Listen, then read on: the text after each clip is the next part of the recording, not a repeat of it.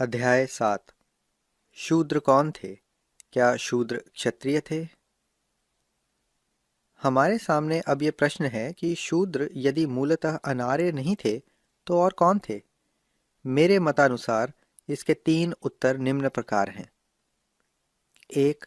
शूद्र आर्य थे। 2. शूद्र क्षत्रिय थे। 3. शूद्र क्षत्रियों में इतने उत्तम और महत्वपूर्ण वर्ण थे कि प्राचीन आर्यों के समुदाय में अनेक शूद्र तेजस्वी और बलशाली राजा थे। शूद्रों की उत्पत्ति का यह सिद्धांत यदि विस्मयकारी नहीं है तो रोमांचक अवश्य है। अधिकतर विद्वान इस मत को स्वीकार नहीं करेंगे, किंतु इसकी पुष्टि के लिए यथेष्ट साक्ष्य उपलब्ध हैं। अतः मैं प्रमाण प्रस्तुत करना अपना कर्तव्य समझता हूँ और उसका निर्णय विज्ञ पाठकों के विवेक पर छोड़ता हूँ। प्रथम साक्ष्य महाभारत के शांति पर्व अध्याय 60 के श्लोक 38 से 40 का है। हमने सुना है कि प्राचीन काल में पैजवन नामक शूद्र राजा ने अपने यज्ञ में इंद्राग्नि के विधानानुसार 100 सहस्त्र पूर्ण पात्र दक्षिणा दी थी। इस उदाहरण से निम्नलिखित 3 महत्वपूर्ण साक्ष्य प्रकट होते हैं। 1.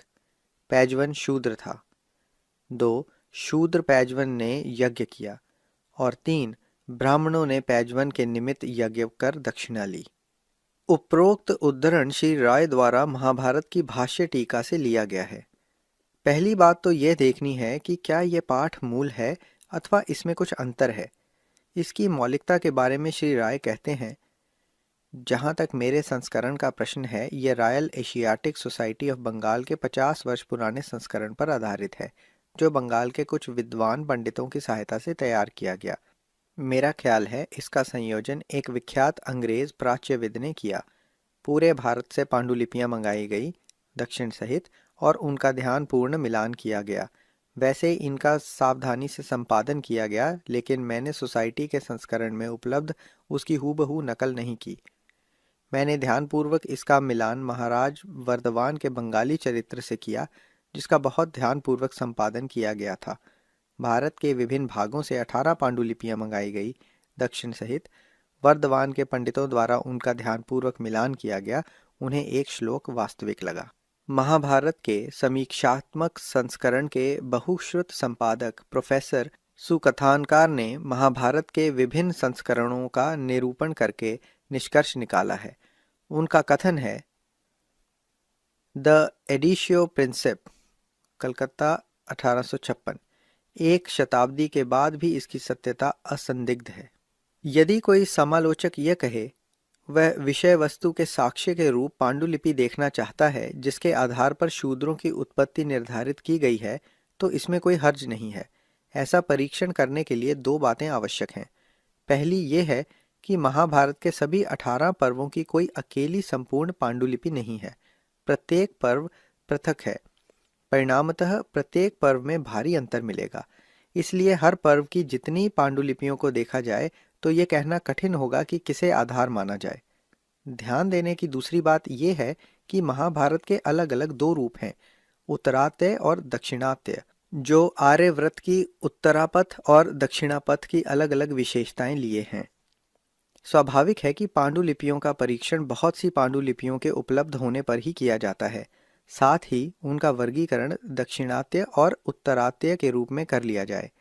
इन बातों को ध्यान में रखते हुए महाभारत के शांति पर्व के अध्याय 60 के श्लोक 38 का भी विभिन्न पांडुलिपियों में पाठांतर है। इन 9 पांडुलिपियों के मिलान से ये परिणाम निकलता है कि क्या ये 9 पांडुलिपियां संकलन करने के लिए पर्याप्त हैं जिनमें अंतर है। ये सत्य है कि महाभारत के विविध पर्वों के 9 से अधिक भाष्य हैं। पूरे महाभारत में से कम पांडुलिपियां 10 ही ली गई हैं। इसलिए ये नहीं कहा जा सकता कि 9 संख्या अपर्याप्त है। ये 9 पांडुलिपियां भौगोलिक उत्तर दक्षिण के विभाजन के अनुसार हैं। इन पांडुलिपियों के चयन से विद्वान संतुष्ट होंगे। इस जांच का ये निष्कर्ष निकलता है कि 1. पैजवन के वर्णन में विविधता या भिन्नता है। 2. पैजवन के नाम में भिन्नता है। 3. 9 पांडुलिपियों में से 6 उसे शूद्र कहती हैं, 1 शूद्र कहती है तथा 2 ने उसकी जाति का उल्लेख न कर उसके समय का वर्णन करते हुए पूरा शब्द का प्रयोग किया है। 4. नाम के संबंध में किन्हीं दो पांडुलिपियों में समानता नहीं है, प्रत्येक का पाठ अलग अलग है। अब प्रश्न ये है कि सही नाम क्या है। नाम के संबंध में पहली बात यह है कि नाम के अर्थ का प्रश्न उत्पन्न हो। इससे व्याख्या का कोई विवाद नहीं उठता, ना संशोधन का और ना प्राथमिकता का। प्रश्न ये है कि सही नाम क्या है और कौन सा गलत है जिसके कारण पाठांतर हुआ। इसमें कोई संदेह नहीं कि सही नाम पैजवन है। यह दक्षिणात्य और उत्तरात्य दोनों को मान्य है, क्योंकि 8वें क्रम का नाम बैजवन पैजवन के समान ही है।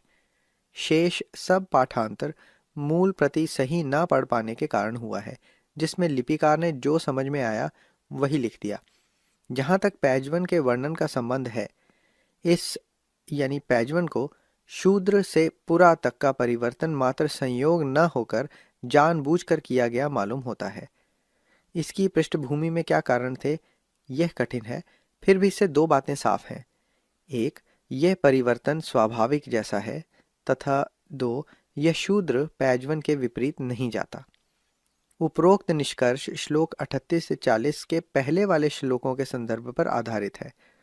देखिए, स्वामी चाहे किसी भी संकट या विपत्ति में हो, शूद्र को उसका साथ नहीं छोड़ना चाहिए।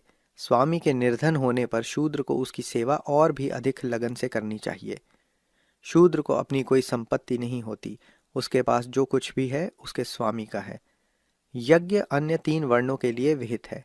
शूद्र भी यज्ञ कर सकता है, लेकिन वह स्वाहा, स्वधा अथवा अन्य मंत्रों का उच्चारण नहीं कर सकता। वह पाक यज्ञ से देव पूजा कर सकता है, ऐसे यज्ञ की दक्षिणा का पूर्ण पात्र है। पूर्ववर्ती श्लोकों के संबंध में श्लोक संख्या 38 से 40 का अध्ययन करने पर यह पता चलता है कि पूरा प्रसंग ही शूद्रों के विषय में है। पैजवन की कथा तो एक दृष्टांत ही है, अतः पैजवन के नाम से पहले शूद्र शब्द का प्रयोग अनावश्यक है। इस प्रसंग से अवगत रहकर ही लेखक ने पहले शूद्र शब्द का प्रयोग नहीं किया है और उसके प्राचीन काल में होने के कारण पूरा लिख दिया है, और यह स्वाभाविक भी है। उक्त विश्लेषण से यह स्पष्ट हुआ कि महाभारत के शांति पर्व में चर्चित व्यक्ति पैजवन था और वह शूद्र था। दूसरा प्रश्न है कि यह पैजवन कौन था। यास्क निरुक्त में इसका संकेत मिलता है। निरुक्त 1.24 में यास्क कहता है, सबके मित्र ऋषि विश्वामित्र पैजवन के पुत्र सुदास के पुरोहित थे। सुदास महादानी था।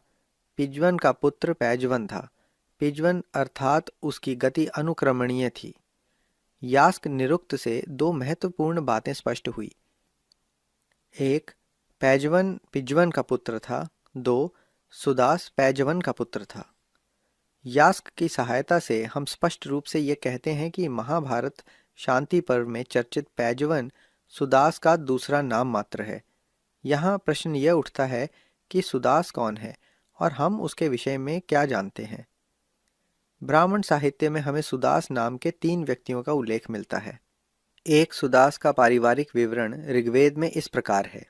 1, ऋग्वेद 7:18-21। सैकड़ों राक्षसों के संहारक पराशर और वशिष्ठ ने तेरी अर्चना की। उन्होंने सर्वजन के समक्ष तुझे गौरवान्वित किया। उनकी मैत्री की अवहेलना न कर। इस प्रकार धर्मात्माओं के प्रति सुखद प्रभाव उचित होता है। 2, ऋग्वेद 7:18-22। हे अग्नि, 200 गौओं और 2 रथों का दान करने वाले देववान के पौत्र तथा पैजवन के पुत्र सुदास, जिसकी 2 पत्नियां हैं, का यशगान करते हुए मैं मुख्य पुरोहित के रूप में तुम्हारी प्रदक्षिणा करता हूँ। 3, ऋग्वेद 7:18-23। स्वर्ण की जीन से सुसज्जित दुर्गम मार्गों पर त्वरा गति से चलने वाले उत्तम नस्ल के 4 अश्व मुझे पैजवन के पुत्र सुदास ने उपहार में दिए। मुझे संतति और भोजन लाभ दो। 4, ऋग्वेद 7:18-24। सातों लोक इंद्र के समान सुदास की स्तुति करते हैं। उसका यश पृथ्वी से स्वर्ग तक गूंज रहा है।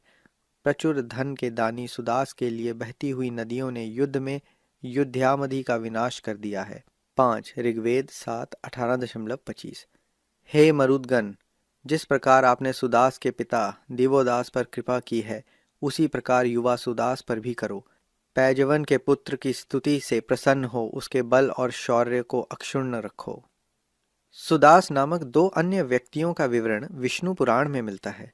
विष्णु पुराण के चतुर्थ अध्याय में एक सुदास का विवरण राजा सगर के वंशज के रूप में मिलता है। वंश वृक्ष राजा सगर से सुदास तक निम्नवत है। राजा सगर की दो पत्नियां कश्यप की पुत्री सुमति तथा विदर्भराज की पुत्री केशिनी थी। संततिहीन रहने पर राजा ने ऋषि आर्व की सहायता मांगी। ऋषि ने वरदान दिया कि उसकी एक पत्नी एक पुत्र को जन्म देगी तथा दूसरी 60,000 पुत्रों को। निर्णय राजा की पत्नियों पर छोड़ दिया गया। केशिनी ने एक पुत्र की इच्छा प्रकट की और सुमति ने अनेक की। केशिनी ने असमंजस नामक पुत्र को जन्म दिया। असमंजस से सगर वंश चला। विंता की पुत्री सुमति ने 60,000 पुत्रों को जन्म दिया। असमंजस का पुत्र अंशुमान और अंशुमान का पुत्र दिलीप हुआ। दिलीप के पुत्र का नाम भगीरथ था। वह गंगा को स्वर्ग से धरती पर लाए, अतः उनके नाम पर गंगा भागीरथी कहलाई। भागीरथ का पुत्र श्रुस, उसका पुत्र नाभाग, उसका पुत्र अम्बरीश और अम्बरीश का पुत्र सिंधु द्वीप हुआ। सिंधु द्वीप का पुत्र आयुत्शव, आयुत्शव का पुत्र प्रसिद्ध जुआरी नल का मित्र ऋतुपर्ण, ऋतुपर्ण का सर्वकाम, सर्वकाम का पुत्र सुदास, सुदास का पुत्र सोदास हुआ। सोदास को मित्रशाह भी कहा जाता है। विष्णु पुराण के 19वें अध्याय में पुरु के वंशज एक अन्य सुदास का विवरण इस प्रकार है। पुरु का पुत्र जन्मेजय था। जन्मेजय का पुत्र प्राचीनवत, उसका पुत्र प्रवार, उसका पुत्र मनस्यु, उसका पुत्र भयद, उसका पुत्र सुद्यमन, उसका पुत्र बाहुगव, उसका पुत्र सम्मति, उसका पुत्र भामपति हुआ। भामपति के पुत्र रुद्राश्व के रितेयु, कोक्षेयु, स्थानदिलेयु, धृतेयु, जलेयु, स्थलेयु, धनेयु, वनेयु और व्रतेयु 10 पुत्र हुए। रितेयु के पुत्र रतिनार के 3 पुत्र तंस, अप्रतीर्थ और ध्रुव हुए। दूसरे के पुत्र कणव, वे मेधितिथि हुआ, जिससे कार्ण्यवायन ब्राह्मण पैदा हुए। तंसु के पुत्र अनिल के 4 पुत्रों में दुष्यंत ज्येष्ठ था। दुष्यंत का पुत्र भरत चक्रवर्ती राजा हुआ। भरत के पत्नियों ने 9 पुत्रों को जन्म दिया, किंतु भरत के ये कहने पर कि वे उसके अंश से उत्पन्न नहीं हुए हैं, इसलिए उन सभी को उनकी माताओं ने मार दिया। कालांतर में भरत ने मरुदगण की स्तुति की। मरुदगण ने प्रसन्न होकर उसे उताथय की पत्नी ममता के गर्भ से बृहस्पति द्वारा उत्पन्न पुत्र भारद्वाज दे दिया। भारद्वाज का दूसरा नाम वितथ पड़ा। वितथ का पुत्र भवनमंधु हुआ। उसके अनेक पुत्र हुए, जिनमें बृहत्क्षात्र, महावीर्य, नार और गर्ग प्रमुख हैं।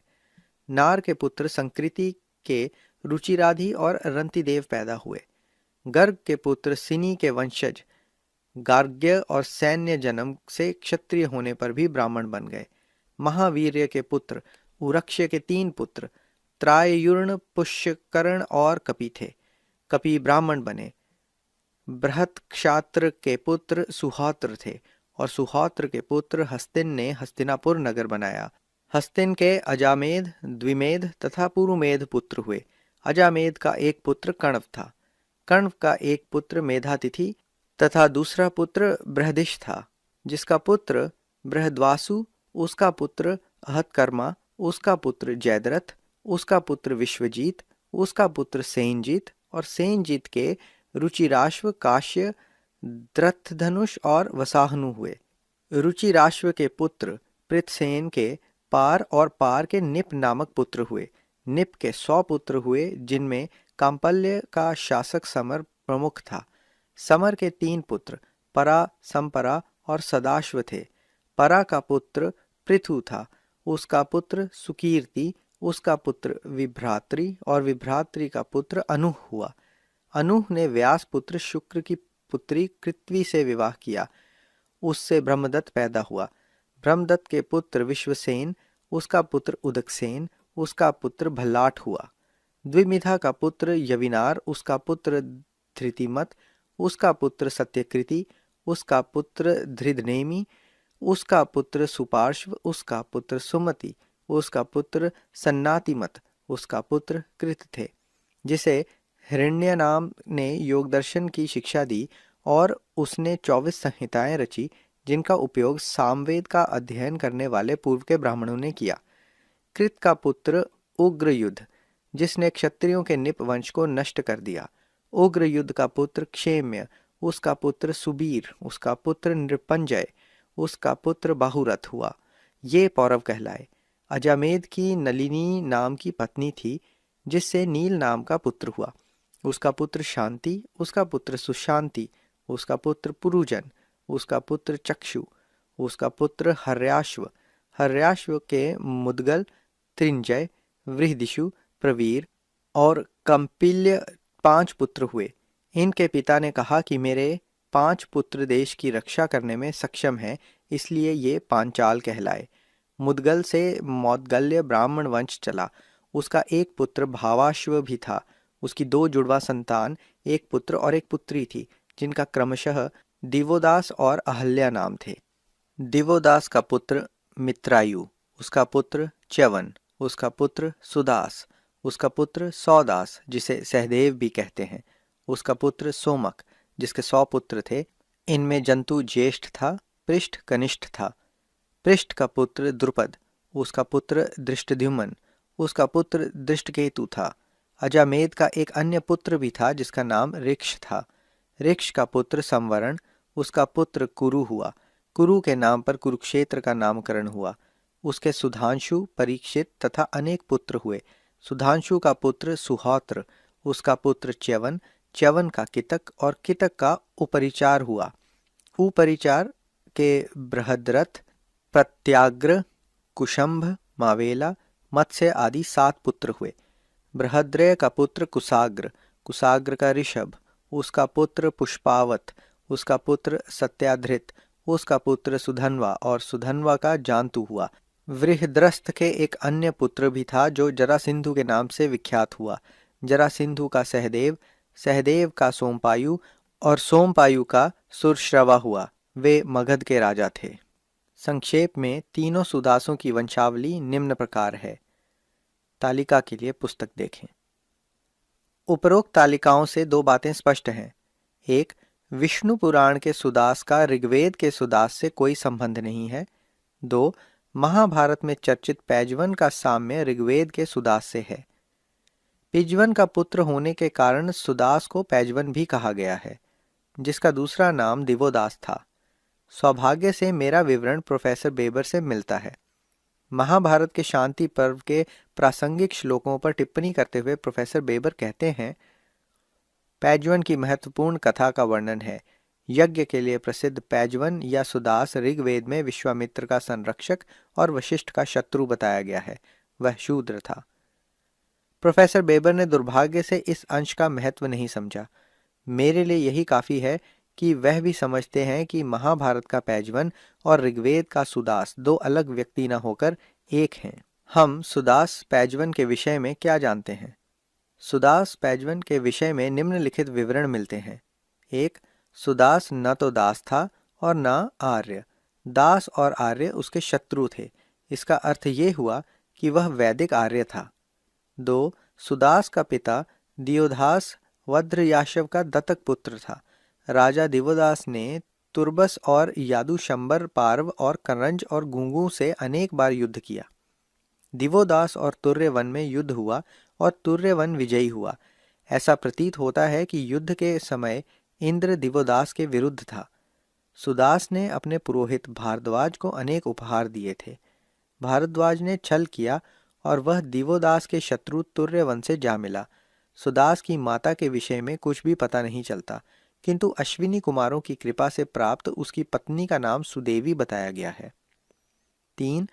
सुदास राजा था तथा उसका राज्याभिषेक ब्रह्मर्षि वशिष्ठ ने किया था। राजाओं के महाभिषेक उत्सवों को संपन्न करने कराने वाले पुरोहितों का वर्णन ऐत्रेय ब्राह्मण में इस प्रकार मिलता है। भृगुपुत्र च्यवन ने मनु के पुत्र शर्याति का अभिषेक किया। शर्याति पृथ्वी को जीतता चला गया और अश्वमेध यज्ञ किया। वाजर्पन के पुत्र साम सुष्म का अभिषेक स्त्रजित के पुत्र शातनिक ने किया। उसने संपूर्ण जगत पर विजय प्राप्त की और अश्वमेध यज्ञ किया। पार्वत और नारद ने अंबाष्टय और अभिषेक किया। अंबाष्टय ने सर्वत्र विजय पाई और अश्वमेध यज्ञ किया।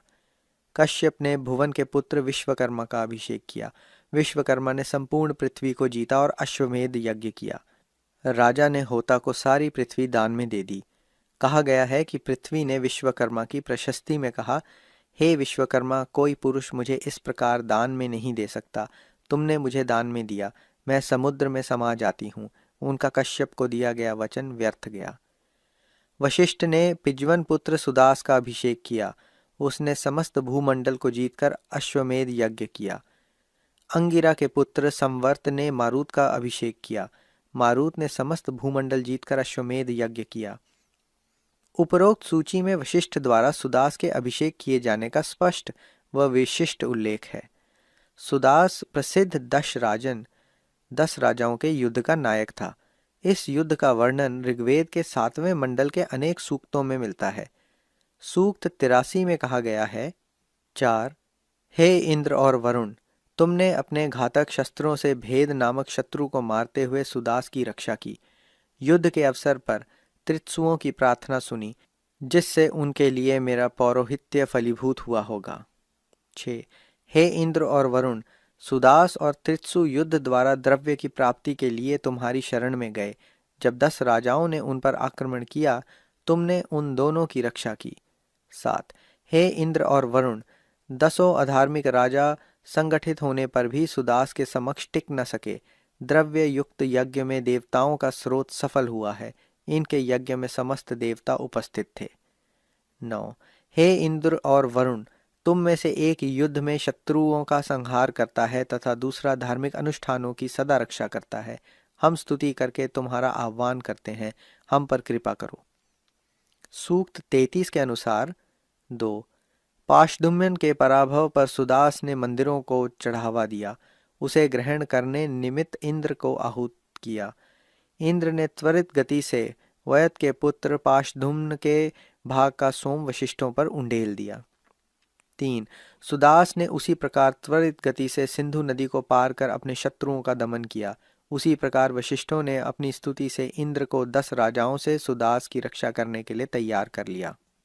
प्यास से व्याकुल वर्त के लिए प्रार्थना करते हुए दशराजन से युद्ध में त्रित्सुओं द्वारा सहायता प्राप्त वशिष्ठ ने इंद्र को सूर्य की भांति जाज्वल्यमान बना दिया। इंद्र ने वशिष्ठ की प्रार्थना सुनी और त्रित्सुओं को विशाल भूभाग प्रदान किया। सूक्त 19 में बताया गया है, 3 हे इंद्र, तुमने नैवेद्य अर्पित करने वाले सुदास की हर प्रकार से रक्षा की है। तुमने पुरुकुस्त के पुत्र त्रिस्तस्यु और पुरु को धरा पर आधिपत्य स्थापित करने के लिए युद्ध में शत्रुओं से बचाया है। 6 हे इंद्र, दानी सुदास पर तुम्हारी अनंत कृपाएं हैं। मैं तुम्हारे 2 शक्तिशाली अश्व जोतता हूँ। हमारी स्तुति आप आराध्यों तक पहुँचे। 7वें मंडल के सूक्त 18 में कहा गया है, 5 स्तवनीय इंद्र ने यरूठनी नदी के गहरे जल को सुदास के लिए तलस्पर्श और पार करने योग्य बना दिया। स्तोता के लिए नदियों के तरंगायित और अवरोधक शाम को दूर किया। 6 जल में मछली कीटरद वंधे रहने वाला तुर्वश धन के लिए सुदास के पास गया, किंतु मछली की तरह तड़पता रहा और तब भृगुओं तथा द्रहनुओं ने उसका सुदास से साक्षात्कार करा दिया। इन दोनों के समस्त पृथ्वी का विवरण किया।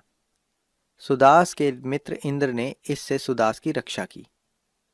7 हव्यों के पाचक, कल्याणमुख, तपस्या से अप्रवृद्ध विषाण हस्त और मंगलकारी व्यक्तियों ने इंद्र की स्तुति की। इंद्र ने आर्य की गायों को गो तस्करों से छुड़ाया और शत्रुओं को मारा। 8 दुष्ट मानस और मंदमती शत्रुओं ने परुष्णी नदी को खोदते हुए उसके दोनों तटों को गिरा दिया, किंतु इंद्र की कृपा से सुदास विश्वव्यापी हो गए और सुदास ने चममान के पुत्र कवि को मार दिया। 9 परुष्णी नदी का जल सामान्य रूप से गंतव्य धारा में बहने लगा। सुदास राजा का घोड़ा भी अपने गंतव्य स्थान को चला गया। इंद्र ने सुदास के अनेक शत्रुओं को पराजित किया। 10 विभिन्न रंगों वाले पशुओं पर आरूढ़ मरुद्रगणों को अपनी पूर्व प्रतिज्ञा के अनुसार उनकी माता पृष्णी ने इंद्र के पास भेजा।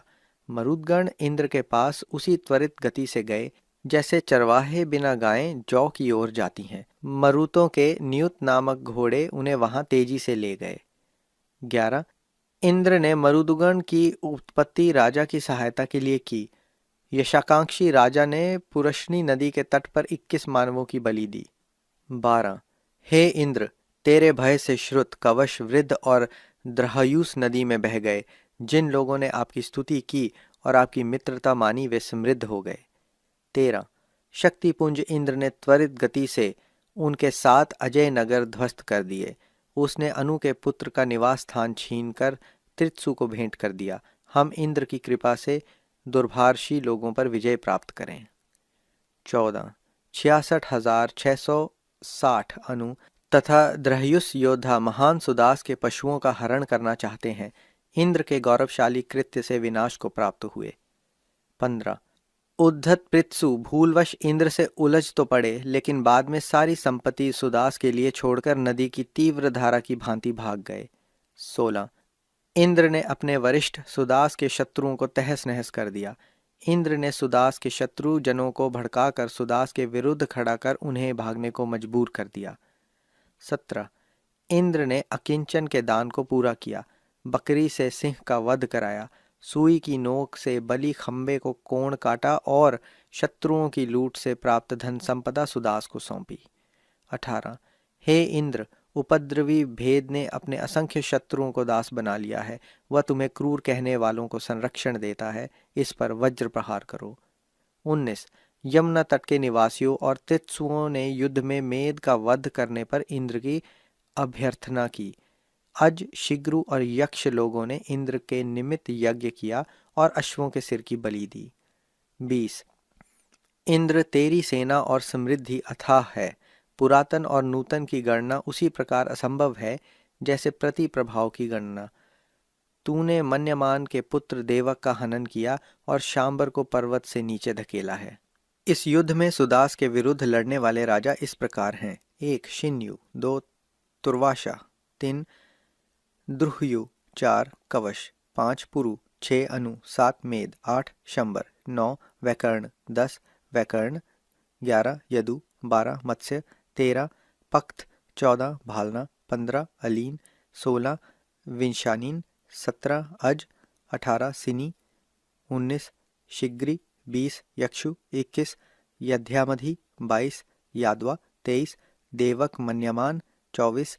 च्यमन कवि, 25. सुतुक, 26. उचथ, 27. श्रुत, 28. वृद्ध, 29. मन्यु और 30. पृथ।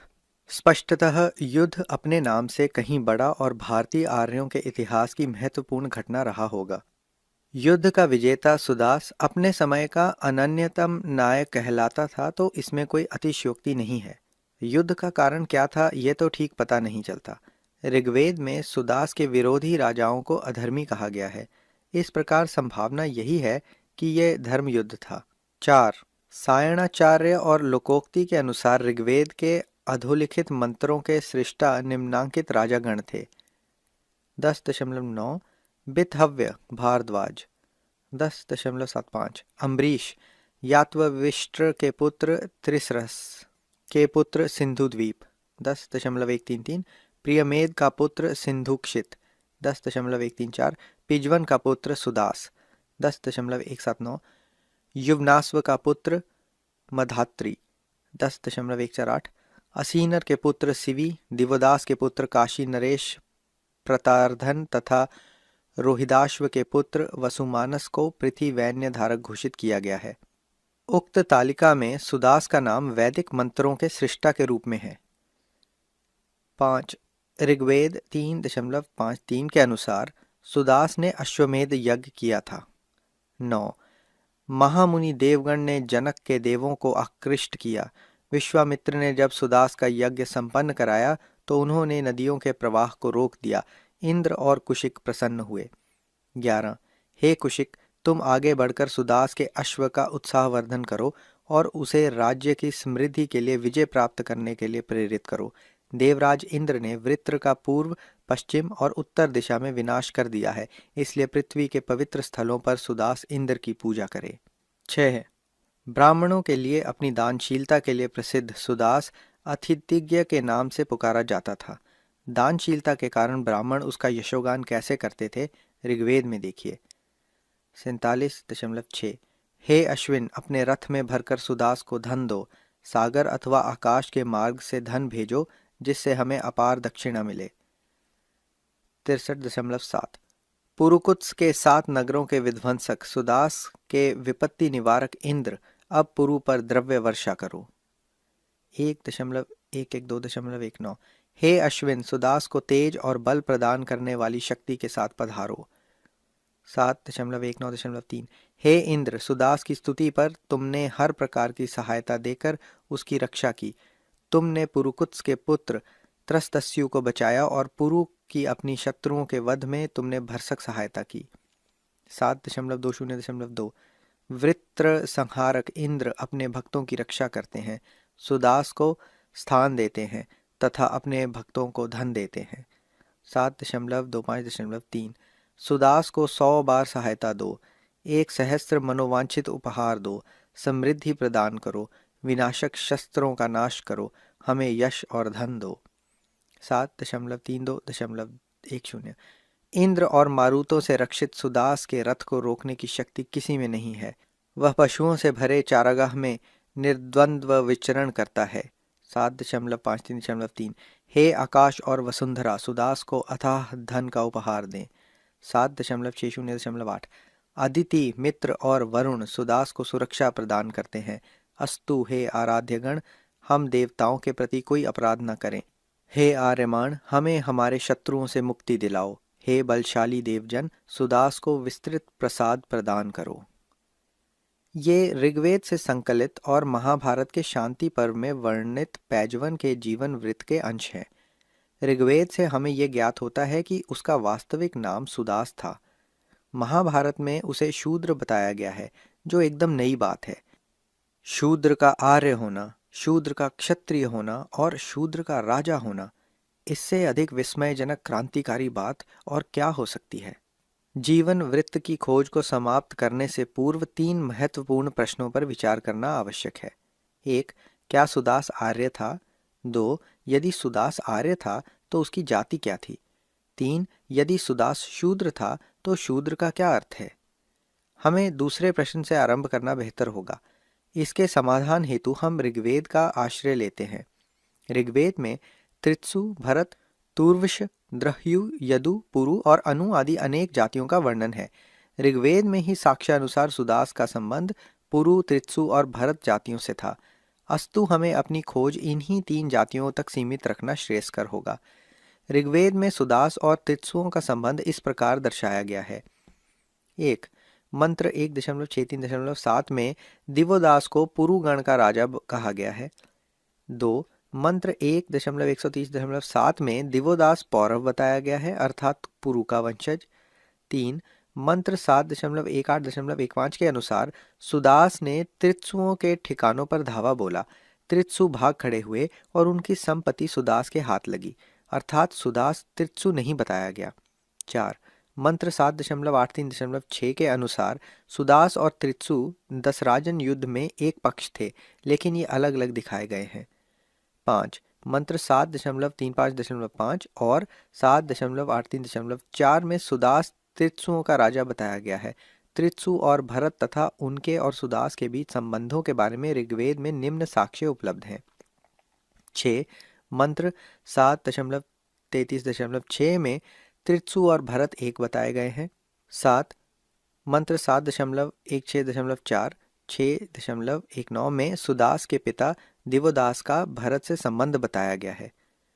उक्त प्रसंगों से यह स्पष्ट है कि पुरु, त्रित्सु और भरत या तो एक जाति की अलग अलग शाखाएं थी अथवा भिन्न जातियां थी जो कालांतर में एक हो गईं। यह असंभव भी नहीं है। यदि हम मानकर चलें कि तीनों जातियां भिन्न थी, तब स्वाभाविक रूप से यह प्रश्न उठेगा कि सुदास की जाति क्या थी। पुरु और भरतों से सुदास के पिता दिवोदास के संबंध को देखते हुए ये मानना स्वाभाविक हो जाता है कि सुदास का मूलतः या तो पुरु से संबंध था या फिर भरत से, और ये कहना कठिन है। यदि सुदास के पिता दिवोदास को भरत माना जाए तो सुदास भी भरत ही माना जाएगा। अब प्रश्न उठता है कि भरत कौन थे? क्या ये वे हैं जिनके नाम पर इस देश का नाम भारत भूमि पड़ा? ये एक महत्वपूर्ण प्रश्न है, क्योंकि अधिकांशतः लोग इस सच्चाई से अवगत नहीं हैं। हिंदू जब भी भारतवर्ष की चर्चा करते हैं, उनके मस्तिष्क में दुष्यंत और शकुंतला का पुत्र भरत रहता है। वे अन्य किसी भरत के नाम को जानते तक नहीं। अतः वे यह मानते हैं कि दुष्यंत पुत्र भरत के नाम पर ही इसका नाम भारत पड़ा। दो भरत जातियां एक दूसरे से भिन्न हैं। एक तो दुष्यंत पुत्र भरत है, जिसका वर्णन महाभारत में आता है, और दूसरे भरत ऋग्वेद में वर्णित मनु के वंशज हैं, जिनमें सुदास भी है। इस देश का नाम ऋग्वेद के भरतों के नाम पर ही भारत पड़ा, न कि दुष्यंत के भरत के नाम पर। ये भगवत पुराण में स्पष्ट किया है। प्रियं वदो नाम सुतो मनोः स्वायंभुवस्तस्य तस्याग्रीध्रस्ततो नाभिरिषभश्च सुतस्ततः अवतीर्ण पुत्रशतं तस्यासि द्रहयपारगमः तेषां वे भरतो ज्येष्ठो नारायणपरायण विख्यातं वर्षमेतधन्यनामना भारतमुत्तः प्रमः। अर्थात स्वयंभू के पुत्र मनु के एक पुत्र प्रियवंत थे। उनके पुत्र अग्नीद हुए। अग्नीद के पुत्र नाभि और नाभि के पुत्र ऋषभ हुए। ऋषभ के एक और वेद विद पुत्र हुए, जिनमें नारायण के परम भक्त भरत ज्येष्ठ थे। उन्हीं के नाम पर इस देश का नाम भारत पड़ा। उपरोक्त से पता चलता है कि सुदास किन प्रतापी राजाओं का वंशज था। अब ये पता करना है कि सुदास आर्य था अथवा नहीं। भरत आर्य थे, अस्तु सुदास भी आर्य ही होगा। ऋग्वेद के मंत्र 7.1.7 से सुदास के आर्य होने में संदेह उत्पन्न होता है, क्योंकि इससे ऐसा प्रतीत होता है कि तृत्सु आर्य नहीं थे। उनके अनुसार इंद्र ने तृत्सुओं से आर्यों की गायों को छुड़ाया और तृत्सुओं को मारकर आर्यों की रक्षा की। अतः तृत्सु आर्यों के शत्रु थे। तृत्सुओं को अनार्य कहे जाने पर ग्रिफिथ महाशय भी चक्कर में पड़ गए। वह उक्त मंत्र के शाब्दिक अर्थ के कारण हुआ, क्योंकि वह भूल गए कि ऋग्वेद में धर्म एवं जाति के आधार पर दो भिन्न आर्य जातियों का वर्णन है। तथ्यों के प्रकाश में ऐसा प्रतीत होता है कि इस मंत्र की रचना के समय तृत्सु और आर्य धर्म के आधार पर एक नहीं हो पाए थे। फिर भी इसका ये आशय कदापि नहीं कि ये आर्य नहीं थे। वे आर्य थे। यह भी निर्विवाद सिद्ध है कि तृत्सु आर्य थे। सुदास भरत रहा हो या तृत्सु, वह आर्य था। अंतिम प्रश्न है, शूद्र का क्या अर्थ है? सुदास के शूद्र सिद्ध हो जाने से शब्द का अर्थ बदल गया है। पूर्व के गवेषकों के लिए ये नई खोज आश्चर्यजनक है, क्योंकि वे असभ्य और जंगली आदिम जातियों को ही शूद्र मानकर चले हैं। इसका कारण ये रहा है कि वैदिक आर्यों की सामाजिक संरचना का पूरी तरह गवेषणापूर्ण अध्ययन नहीं हुआ। प्राचीन समाज जाति, उपजाति, कुल और गोत्र के आधार पर अनेक छोटे छोटे समूहों में विभाजित था। अतः यह कहना कठिन है कि शूद्र किस जाति, कुल या वंश का नाम था। किसी एक कुल के लोग जब एक ही वंश परंपरा के आधार पर किसी अन्य कुल से सम्मिलित हो जाते हैं, तो उनका एक बड़ा समुदाय बन जाता है और उनके सामाजिक हित तथा तीज त्योहार समान होते हैं, तो वह एक बिरादरी बन जाती है। ये बंधन कुछ शिथिल होता है और उनके संसर्ग औपचारिक या उठ बैठ से अधिक कुछ नहीं होते। ये बिरादरी भाव नातेदारी में विकसित हो जाता है, तो इसे एक विस्तृत समुदाय समझा जाता है।